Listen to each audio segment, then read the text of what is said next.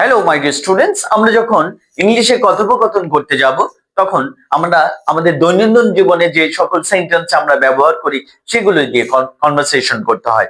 যেমনটি হতে পারে আমাদের সারাদিন যে কাজগুলো করতেই হবে এমন সেন্টেন্স গুলো বোঝাতে আমরা সাধারণত সাবজেক্টের পরে হ্যাভ টু এবং হ্যাজ টু এরপরে ভার্বের বেস ফর্ম প্লাস অবজেক্ট দিয়ে বোঝাবো। অর্থাৎ আমাদের করতেই হবে এমন সেন্টেন্স গুলো আমরা লিখবো বা বলবো সাবজেক্টের পরে হ্যাভ টু বা হ্যাজ টু এরপরে ভার্বের বেস ফর্ম প্লাস অবজেক্ট দিয়ে। যেমনটি আমাকে পড়তেই হবে, তাহলে এটা আমরা কেমন করে ইংলিশে বলবো, কনভারসেশনে কেমন করে বলবো, even more free hand writing এ যখন যাব তখন করতেই হবে এরকম সেন্টেন্স গুলো কেমন করে লিখবো। প্রথমে সাবজেক্ট, তারপরে হ্যাভ টু বা হ্যাজ টু, তারপরে ভার্বের বেস ফর্ম। যেমন আমাকে পড়তেই হবে, আই হ্যাভ টু রিড। আমাদেরকে পড়তেই হবে, উই হ্যাভ টু রিড। তোমাকে পড়তেই হবে, ইউ হ্যাভ টু রিড। তোমাদেরকে পড়তেই হবে, ইউ হ্যাভ টু রিড। তারপর তাকে পড়তেই হবে, হি হ্যাজ টু রিড। তাকে পড়তেই হবে, শি হ্যাজ টু রিড। ইয়াকে পড়তেই হবে, ইট হ্যাজ টু রিড। ডেলাকে পড়তেই হবে, ডেলা হ্যাজ টু রিড। তাদেরকে পড়তেই হবে, দে হ্যাভ টু রিড। ঠিক এইভাবে আমরা যে কাজগুলো আরো করতেই হবে এরকম বোঝাবে। যেমন সকাল সকাল ঘুম থেকে উঠতেই হবে, সকালে স্কুলে যাইতেই হবে, আবার স্কুলে ক্লাস করতেই হবে, টিফিনে ব্যাডমিন্টন খেলতেই হবে, টিফিনের পর ক্লাসগুলো করতেই হবে, স্কুল শেষে বাড়ি ফিরতেই হবে। ঠিক এই যেতে হবে, এই ধরনের সেন্টেন্স গুলো আমরা এই স্ট্রাকচারে বলবো।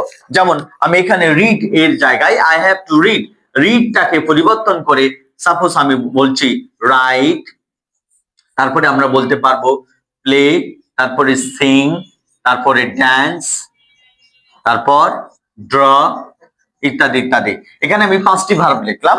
যেমন আমাকে লিখতেই হবে, তাহলে কি হবে, এবার আমি বাংলা সেন্টেন্স বলবো আর তোমরা আমার সাথে ইংলিশটা বলবা, ঠিক আছে? আমাকে পড়তেই হবে, আমাদেরকে পড়তেই হবে, তোমাদেরকে পড়তেই হবে, তোমাকে পড়তেই হবে, তাকে পড়তেই হবে, তাকে পড়তেই হবে, ইয়াকে পড়তেই হবে, ডেলাকে পড়তেই হবে, তাদেরকে পড়তেই হবে, আমাকে লিখতেই হবে, আমাকে খেলতেই হবে, আমাকে গান গাইতেই হবে, আমাকে নাচতেই হবে, আমাকে আঁকতেই হবে, আমাকে সকালে ঘুম থেকে উঠতেই হবে, আমাকে সকালে স্কুলে যেতেই হবে, আমাকে টিফিনে ব্যাডমিন্টন খেলতেই হবে at the tiffin period। আচ্ছা, আমাকে স্কুল শেষে বাড়ি ফিরতেই হবে, I have to return home after school। আমাকে দুপুরে গোসল দিতেই হবে, I have to take a bath at noon। তারপরে দুপুরে আমাকে বিশ্রাম নিতেই হবে, I have to take rest at noon। বিকেলে কোচিং এ যাইতেই হবে, I have to go to coaching. বিকেলে আমাকে ফুটবল খেলতেই হবে, I have to play football at afternoon। ওকে, সন্ধ্যায় আমাকে হোমওয়ার্ক করতেই হবে, I have to do my homework at evening।